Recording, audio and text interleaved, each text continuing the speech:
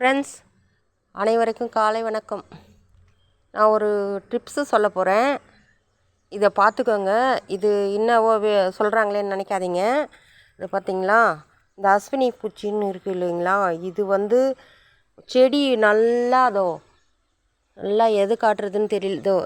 எல்லாத்துலேயும் வந்துட்டுருக்கு. இந்த மாதிரி இது மாதிரி இதுலேயும் வந்துட்டுருக்கு அந்த அஸ்வினி பூச்சின்றது. பாருங்கள், இந்த மாதிரி வெள்ளை வெள்ளையாக வரும் பாருங்க. இது எல்லா செடியிலையும் பூவே நிறுத்திச்சு. பூவே பூக்க மாட்டேங்குது.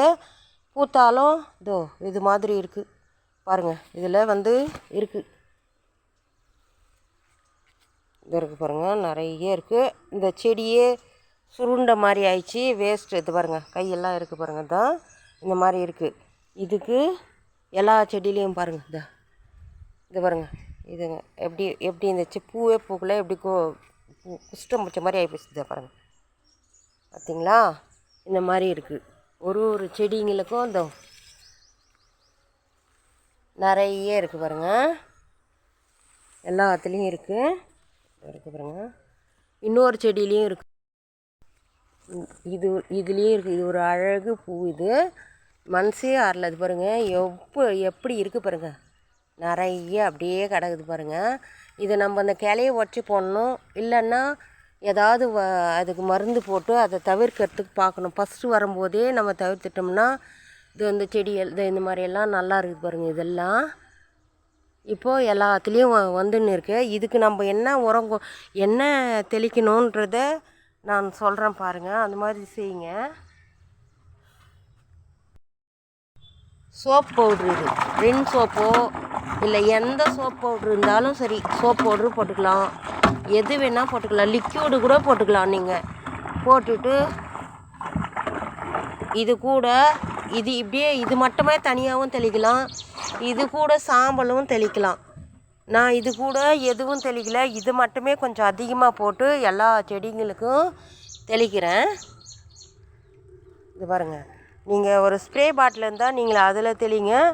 நான் எனக்கு ஸ்ப்ரே பாட்டிலில் ஆர்டர் பண்ணணும், என்கிட்ட இல்லை. அதனால் நம்ம தெளிப்போம். இந்த கத்திரி செடி இருக்குது பார்த்திங்களா, இதுவும் இந்த பாருங்கள், இலை சுருட்டின்னு இருக்குது. இதில் இந்த வெள்ளை நோய் இருக்குது பாருங்கள். இதுக்கும் தெளிக்கணும். நம்ம தெளித்தோம்னா அந்த இலை சுருள் இல்லாமல் நல்லா செடி வரும். இந்த இருக்குது பார்த்திங்களா, இந்த சாம்பல் போட்டு தான் இது அவ்வளோ நல்லா வந்திருக்கு. இது சுத்தமாக போயிடுச்சு. இந்த செடி சாம்பல் போட்ட பிறகு தான் காய் வச்சுருக்கு, நல்லா பூ வச்சுருக்கு. இப்போ இதை கொஞ்சம் தெளிச்சோம்னா சுத்தமாக அந்த அஸ்வினி பூச்சும் இல்லாமல் போயிடும், நமக்கு நல்லா பூக்கும், காய் காய்க்கும். இது பாருங்கள், எல்லா செடிக்கும் ரோஸ் செடிங்களுக்கு கூட தெளிங்க. இதை பாருங்கள், இந்த மாதிரி தெளித்து விடுங்க. ஒரு செடி விடாமல் இப்படி தெளிச்சிங்கன்னா அந்த நல்லா இலைக்கு இப்படி படுற மாதிரி தெளிங்க. உள்ள அடியில் படுற மாதிரி தெளிச்சிங்கன்னா அது வராது. இது பாருங்கள், இப்படி தெளிங்க. ஸ்ப்ரேயர் இருந்தால் நீங்கள் போட்டு அடிங்க. இது பாருங்கள், இப்படி அது மேலே தெளிச்சிங்கன்னா அந்த காரத்துக்கு அது விழுந்து எல்லாம் போயிடும், அஸ்வினி பூச்சி ஃபுல்லாக.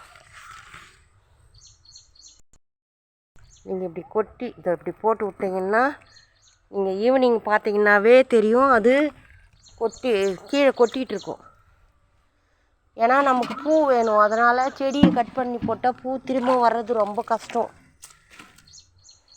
அதனால் நான் இந்த மாதிரி போட்டு தெளித்து விட்ருவேன், சுத்தமாக போயிடும் அந்த பூச்சிங்கள்லாம். பாருங்க, இது அப்படியே உதிரும்.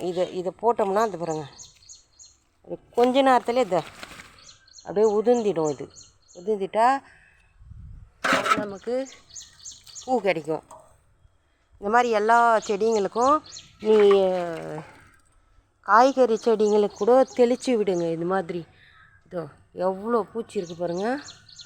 செடியே எல்லாம் போயிடுச்சு. இவ்வளோ அளவுக்கு நான் கவனிக்காமல் விட்டுறேன், என் டைம் இல்லைன்னு பார்க்காம விட்டுட்டேன். இது பாருங்கள், அவ்வளோ எல்லாம் போயிட்டுருக்கு. இப்படி தெளிங்க. அது மேலே அந்த காரத்துக்கு அது மாதிரி தெளிச்சிங்கன்னா மொத்தம் போயிடும். ஃப்ரெண்ட்ஸ் அனைவருக்கும் வணக்கம். ஃப்ரெண்ட்ஸ் வீடியோ பிடிச்சா லைக் பண்ணுங்கள், ஷேர் பண்ணுங்கள், கமெண்ட் பண்ணுங்கள். எப்படி என்னோடய வீடியோ இருக்குதுன்னு ஃப்ரெண்ட்ஸ் அண்ட் ஃபேமிலிக்கு என்னோடய வீடியோவை அனுப்புங்க. இது பாருங்கள், இப்போ தானாக கொட்டும், இது கீழே கொட்டிடும். என்னோடய வீடியோ ஷேர் பண்ணுங்கள் ஃப்ரெண்ட்ஸ். இனிய காலை வணக்கம். இது பாருங்கள், இது பாருங்கள், மிளகா செடி எப்படி இருக்குது பாருங்கள், சுருண்டுன்னு இருக்குது. அதுக்கும் தெளித்து விடணும். அந்த மாதிரி இதுக்கு அந்த அளவுக்கு நோய் தாக்குதல் இல்லை, அதனால் மிளகா எப்படி காய்ச்சிருக்கு பாருங்கள். இதுக்கும் நம்ம திரும்ப வராத மாதிரி தெளித்து விடலாம். நம்ம இப்படி தெளித்தோம்னா இது அந்த உயிர்கொல்லி நோய்ங்க இது ஆர்கானிக் உரம் இல்லாமல் கடையில் வாங்கின்னு வந்து போட்டோம்னா அது வந்து இந்த இலை தழை காயிலெல்லாம் அந்த உரம் போய் சேர்ந்துக்கும். அது வந்து நமக்கு ஹெல்த்துக்கு நல்லதில்லை. அதனால் இது மாதிரி போடுங்க. இது மாதிரி போட்டோம்னா இது இப்போ யூஸ் பண்ணாமல் ஒரு 2-3 நாள் இதை அறுத்து நம்ம யூஸ் பண்ணிக்கலாம். எப்போவுமே எந்த உரம் போட்டாலும் ஆர்கானிக்காக வளர்த்தாலும் எது செஞ்சாலும் நீங்கள் வந்து ஒரு 3 நாள் விட்டு தான் அந்த உரத்தை நீங்கள் இந்த காயோ பழம் பூ பூ ஒன்றா பறித்து அழைச்சிக்கலாம். காய்கள்லாம் சாம்பல் போட்டால் கூட சரி, ஒரு 3 நாள் அந்த பவர் இருக்கும். அதை விட்டுட்டு அப்புறமா எடுத்து நீங்கள் யூஸ் பண்ணுங்கள். இந்த மாதிரி மிளகா செடி கூட போடுங்க தவறாமல். இந்த மிளகா செடி கூட இப்படி தெளித்து விடுங்க. எல்லா மிளகா செடிக்கும் தெளித்து விடுங்க. இந்த இலை சுருட்டு நோய் வராது. இது பாருங்க, இப்படி தெளித்து விடுங்க. தெளித்து விட்டால் தான் நல்லா செடிங்க வளரும். தேங்க்யூ.